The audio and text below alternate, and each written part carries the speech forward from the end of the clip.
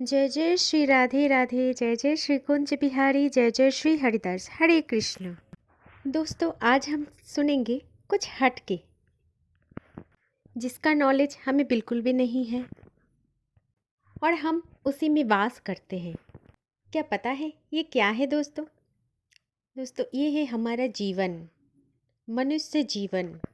ये मनुष्य जीवन संपर्क में हमारा कुछ धारणा भी नहीं है कि हम क्यों आए धरती पर, किस लिए आए और हमारे काम क्या है, हमारे जीवन का आधार क्या है और हमारे जीवन का सार क्या है। हम कुछ भी नहीं जानते। बस जन्म से लेकर मृत्यु तक हमारे सामने जो कुछ भी आते हैं, आशा आकांक्षाएं बढ़ा देता है और हम उस आशा को और आकांक्षा को साथ में लेकर भोग विलास में निपुण हो जाते हैं।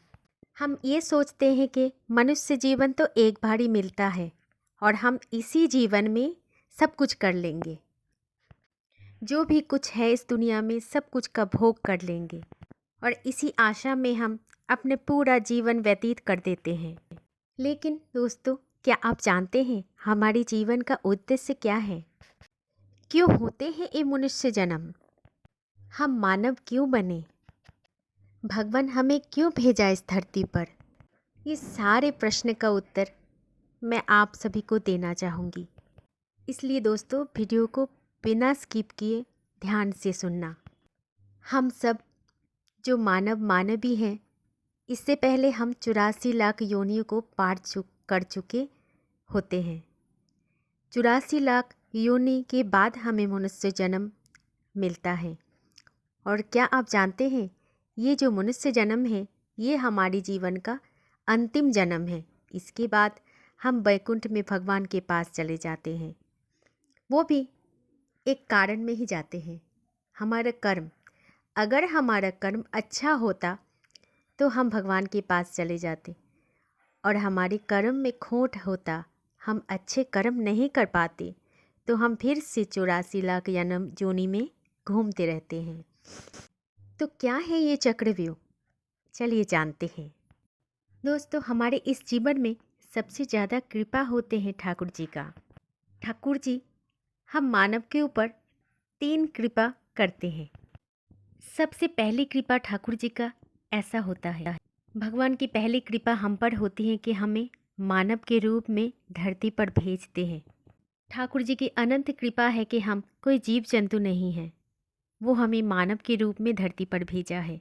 इसलिए दोस्तों, मानव होने के बाद कभी अपने आप को कोसना नहीं है, क्योंकि ये ठाकुर जी की ही कृपा होती है हम सब पर। तभी हम मानव रूप लेके धरती पर आते हैं। दोस्तों, मानव जन्म तथा ये मानव जीवन हम सबको कैसे मिलते हैं?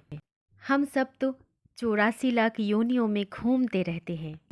कभी कोई कीड़े मकोड़े, कभी कोई जीव जंतु बनते और फिर मर जाते और फिर ठाकुर जी के पास चले जाते हैं और ठाकुर जी से कहते हैं, ठाकुर जी हमें एक मौका दीजिए।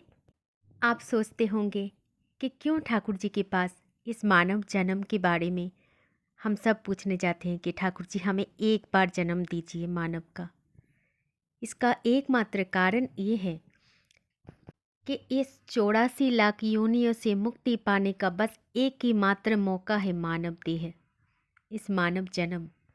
दोस्तों, सिर्फ और सिर्फ मानव बन के ही हम इस चक्रव्यूह से निकल सकते हैं, और अन्य किसी योनि में जैसे चींटी, कुकुर तथा आदि इत्यादि, तो इसको देख के दोस्तों समझ लेना कि ये अभी बहुत ज़्यादा भटकने वाली है, क्योंकि मानव जीवन तो वो जीवन है जो मोक्ष पाने का एकमात्र उपाय होता है।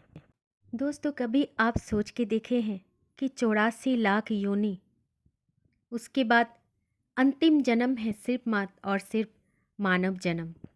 मानव जन्म तो इसलिए होता है क्योंकि इस जन्म में हमारे चित्त होता है, भगवान हमें बुद्धि देता है, और चित्त और बुद्धि से हम उनका नाम जप करके बस इस जन्म को अंतिम जन्म बनाने का प्रयास करते हैं। दोस्तों, मानव शरीर का दूसरा नाम ही तो है मौका। भगवान हमें सिर्फ एक मौका देते हैं इस चक्रव्यूह से निकलने का सिर्फ और सिर्फ एक ही मात्र मौका होते हैं मानव शरीर।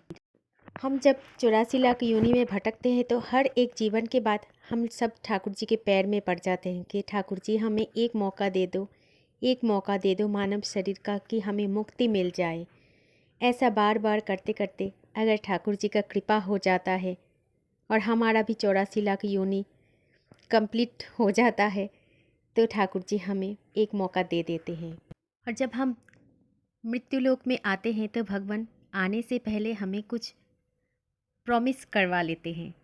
तब वो 5 लोगों को भगवान बुलाते हैं। ये 5 लोग कौन हैं? ये 5 लोग हैं पंच तत्व।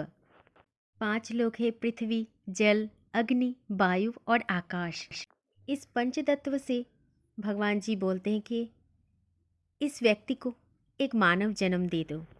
और वो भी मानव जन्म हमें मिलते हैं उधार पे, लोन में। और तभी ये पंच तत्व हम सबसे सौदा कर लेते हैं। ये पंच तत्व हमें ये बोलते हैं कि ये पृथ्वी, जल, अग्नि, वायु और आकाश हमें जो जीवन प्रदान करते हैं उसके लिए हमारी मृत्यु समय तो पहले से ही निश्चित हो जाता है। किसी का 70 वर्ष का, किसी का 60 वर्ष का, किसी का 20 वर्ष का। ये सब कुछ पहले से हम जान के ही इस धराधाम में आते हैं। जब पंच तत्व हमें आशीर्वाद देते हैं तो उनके आशीर्वाद से ही हमें ये शरीर मिलता है मानव रूपी। लेकिन दोस्तों, ये पंच तत्व जो ऋण हमें देती हैं, इस ऋण को चुकाना भी पड़ता है। वो ऋण हम कैसे चुकता करते हैं, चलिए वो भी जान लेते हैं। पंच तत्व शरीर को कहते हैं जब तुम्हारा जीवन पूरा हो जाएगा तब यही पंच तत्व हम तुम्हें लेने के लिए आएंगे। जब तुम्हारा परिवार तुम्हारे जाने के बाद अंतिम संस्कार करेंगे तब अग्नि तत्व अग्नि में विलीन हो जाएगा, पानी तत्व पानी में विलीन हो जाएगा। ऐसे 5 तत्व में तुम्हारा शरीर विलीन हो जाएगा। ये सब कुछ छोड़ो, तुम्हारा ये जो जीवन है वो हमारा ऋण है और ऋण के ब्याज भी तुम्हें ही चुकाना पड़ेगा। दोस्तों, पंच तत्वों को ब्याज क्या देना है? वो कहते हैं कि हम जो शरीर तुम्हें प्रदान करेंगे उसको तुम्हें गंगा में स्नान कराना है, भगवान के नाम जप खूब करना है, ताकि तुम्हारे जो 84 लाख योनियों में जो भी कर्म हो उस सभी जन्म का कर्म फल हमें इस जन्म में ही भोगना पड़ता है। ऐसे ही बोलते हैं भगवान जी कि कभी भी इस मनुष्य जन्म में कुछ अन्याय काम नहीं करना, जो भी करना अच्छा अच्छा काम करना। हमेशा हमें ये ख्याल रखना पड़ता है कि हमारी वजह से किसी को दुख ना है, किसी को कष्ट ना हो जाए। अगर हम गलत काम करेंगे तो फिर से पुनः हम 84 लाख योनियों की चक्रव्यूह में फंस जाएंगे। यही सौदा करते हैं ठाकुर जी हम सबसे कि हम इतना जिद करके अगर मानव देह हम प्राप्त कर रहे हैं तो इस देह में हम कभी बुरा काम नहीं करेंगे, किसी का दिल नहीं दुखाएंगे, हमेशा अच्छा काम करेंगे तो ही हमें मोक्ष की प्राप्ति होगी। क्योंकि दोस्तों, हमारे जो पिछले जन्म होते हैं 84 लाख योनि, उसमें हम कभी मानव नहीं बनते। इसीलिए जब भी हम मानव बनते हैं तो वो सब जन्म का कर्मफल हमें भोगना पड़ता है। तो भगवान हमें यही शिक्षा दे के भेजते हैं कि हम उनके शरणागति में रहें और हमेशा अच्छे काम करें, धरती पे आकर हम उन्हें भूल नहीं जाए। लेकिन दोस्तों, क्या हम ये सब काम करते हैं? नहीं, हम तो धरती पर आकर उन्हें भूल जाते हैं, उनकी कही हुई हर बात को हम भूल जाते हैं। बच्चे अपनी माँ की कोख से 7 महीने तक ठाकुर जी को याद रखते हैं। उसके बाद बच्चे को जन्म लेने का बहुत जल्दी होता है। फिर जब जन्म हो जाता है तो इस प्रकृति का रूप देखकर वो अपने आप में ही मगन हो जाते हैं, बाकी सब कुछ भूल जाते हैं। लेकिन ठाकुर जी नहीं भूलते, वो किसी ना किसी रूप में आकर आपको याद दिलाता ही रहता है। जब आप मंदिर जाओ तो समझ लेना कि ठाकुर जी की इशारा है, ठाकुर जी आपको याद कर रहे हैं, तभी आप मंदिर को जा पाते हो। कभी आप मंदिर में पूजा कर रहे हो तो ये समझ लेना कि भगवान आपको याद कर रहे हैं, तभी आप पूजा कर पा रहे हो। कभी भी साधु संत की सेवा करते हो, उनको भोजन पवाते हो, तो ये भी समझ लेना कि ये भी भगवान की इच्छाएं होते हैं कि आपके द्वारा कुछ अच्छे काम हो जाए। इसीलिए कहते हैं दोस्तों, संसार की माया जल में इतना उलझो मत।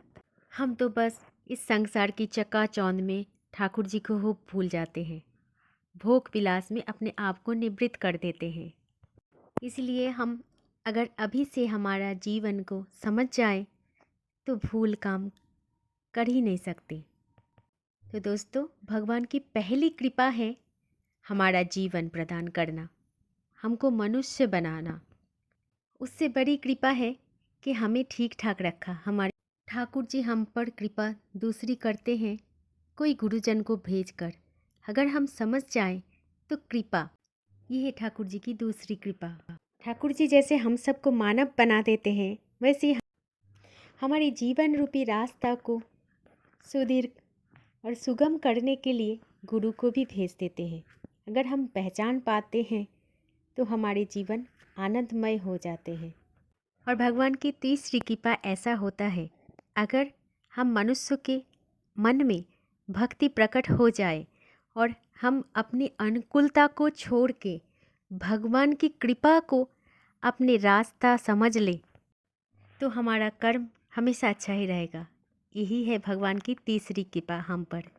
दोस्तों, ठाकुर जी ये 3 कृपा हम मानव शरीर पर करते हैं।